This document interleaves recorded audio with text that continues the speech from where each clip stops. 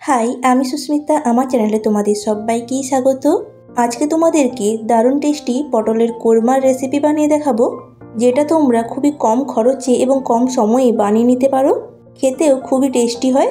ভাত, পরোটা, রুটি যে কোনো সাথে কিন্তু এই রেসিপিটা একদম জমে যাবে। আশা করি এই ভিডিওটা তোমাদের খুবই ভালো লাগবে, সেই জন্য ভিডিওটি স্কিপ না করে শুরু থেকে শেষ পর্যন্ত দেখার অনুরোধ রইল। যারা এখনও চ্যানেলটি সাবস্ক্রাইব করোনি, প্লিজ চ্যানেলটি সাবস্ক্রাইব করে দাও।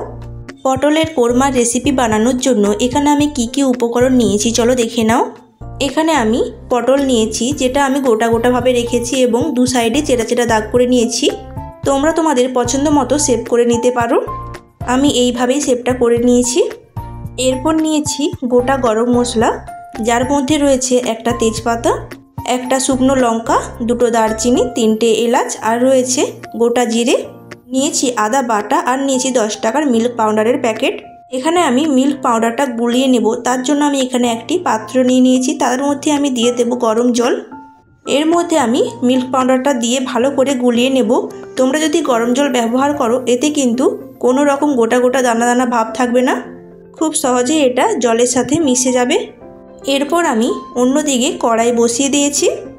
কড়াই গরম হয়ে গেলে দিয়ে দেব সরিষার তেল।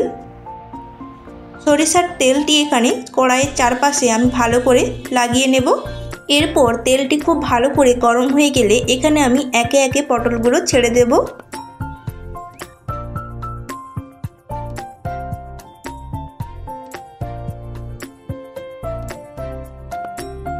পটলগুলো দেওয়ার পর ওপর থেকে সামান্য পরিমাণে হলুদ আর একটু লবণ দিয়ে পটলগুলো খুব ভালো করে আমি ভেজে নেব। এখানে আমি পটলগুলো খুব লাল করেই ভেজে নেব এবং পটলটি খুব ভালো করে যেন সেদ্ধ হয়ে যায়।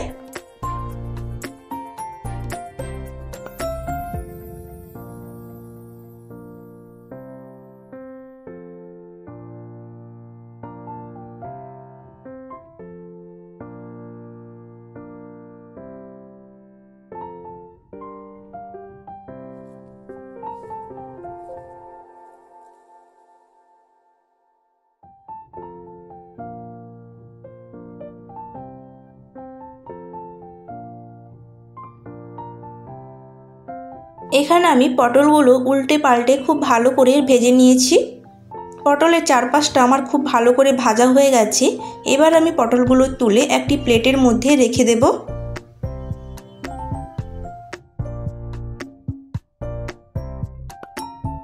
একই পদ্ধতিতে আমি বাকি পটলগুলোও ভেজে নেব।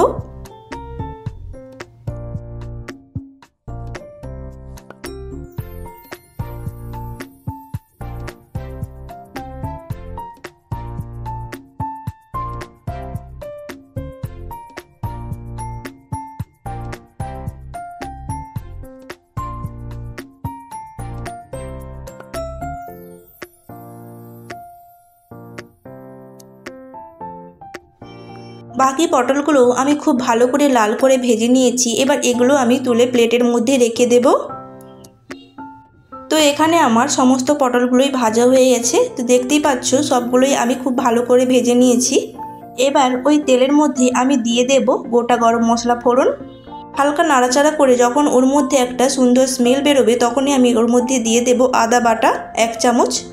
আদা তেলে দেওয়ার সঙ্গে সঙ্গেই কিন্তু তেল তোমাদের গায়ের দিকে ছিটকে আসে। ওই সময় তোমরা সামান্য পরিমাণে একটু হলুদ দিয়ে দিলে কিন্তু তেল ছিটকানোর সম্ভাবনা থাকে না।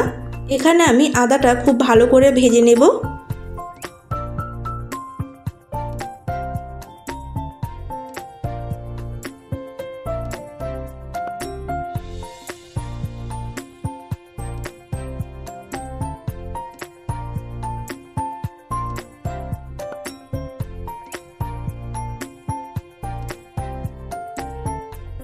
আমি কিন্তু লো মিডিয়ামে অনেকক্ষণ নাড়াচাড়া করে আদাটা খুব ভালো করে ভেজে নিয়েছি। এর মধ্যে আমি এবার দিয়ে দেব গুঁড়ো মশলা।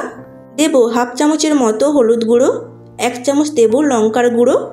যে যেমন ঝাল খেতে ভালোবাসো সেই অনুযায়ী তোমরা লঙ্কার গুঁড়ো ব্যবহার করবে। দেব 1/2 চামচ জিরের গুঁড়ো, আর দেব 1/2 চামচ ধনিয়া গুঁড়ো। সমস্ত মশলা দেওয়ার পর আমি এখানে লো মিডিয়ামে খুব ভালো করে নাড়াচাড়া করে তেলের মধ্যে ভেজে নেব, যাতে গুঁড়ো মশলার কাঁচা গন্ধটি চলে যায়।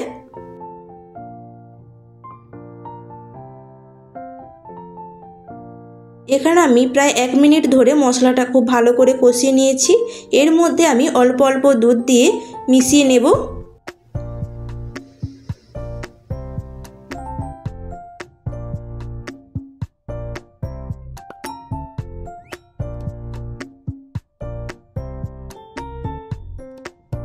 ভালো করে আমি দুধটা এখানে মিশিয়ে নিয়েছি। এরপর আমি দেব পরিমাণ মতো লবণ।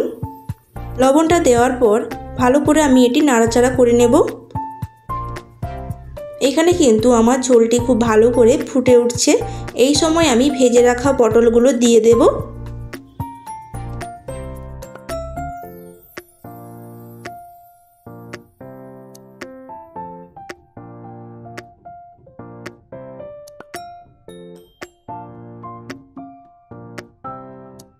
সমস্ত পটলগুলো দেওয়ার পর ঝোলের সাথে হালকা নাড়াচাড়া করে ওপর থেকে দিয়ে দেব 1 চামচের মতো চিনি।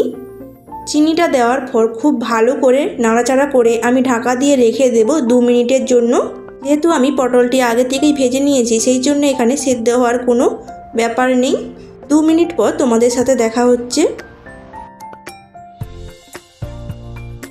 2 মিনিট পর ঢাকা খুলে দেখো, এখানে কিন্তু ঝোলটা অনেকটা পরিমাণে শুকিয়ে গেছে আর একটা গ্রেভি গ্রেভি ভাব চলে এসছে। আর পটলের মধ্যে কিন্তু খুব ভালো করে গ্রেভিটা ঢুকে গিয়েছে। এই সময় ওপর থেকে সামান্য পরিমাণে একটু গরম মশলা গুঁড়ো আমি ছড়িয়ে দেব আর দেব 1 চামচ ঘি। সমস্ত কিছু দেওয়ার পর হালকা নাড়াচাড়া করে নিলেই কিন্তু এখানে আমার পটলের কোরমার রেসিপি একদম রেডি হয়ে যাবে। দেখতেই পাচ্ছ কত সহজভাবে পটলের কোরমার রেসিপিটা তোমাদেরকে বানিয়ে দেখালাম। খেতেও কিন্তু অসম্ভব ভালো হয়। এখানে এবার দেখো আমি গ্যাসের ফ্লেমটা অফ করে দেব। আমার কিন্তু একদম পটলের কোরমার রেসিপিটা তৈরি হয়ে গেছে। এবার আমি এই রেসিপিটা একটা প্লেটের মধ্যে সার্ভ করে নেব।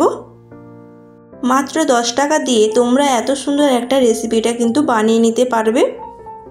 তো রেসিপিটা তোমাদের কেমন লাগলো অবশ্যই কিন্তু কমেন্টে জানাতে ভুলবেন না। ভালো লাগলে একটা লাইক করবেন, শেয়ার করবেন এবং সাবস্ক্রাইব করতে ভুলবেন না।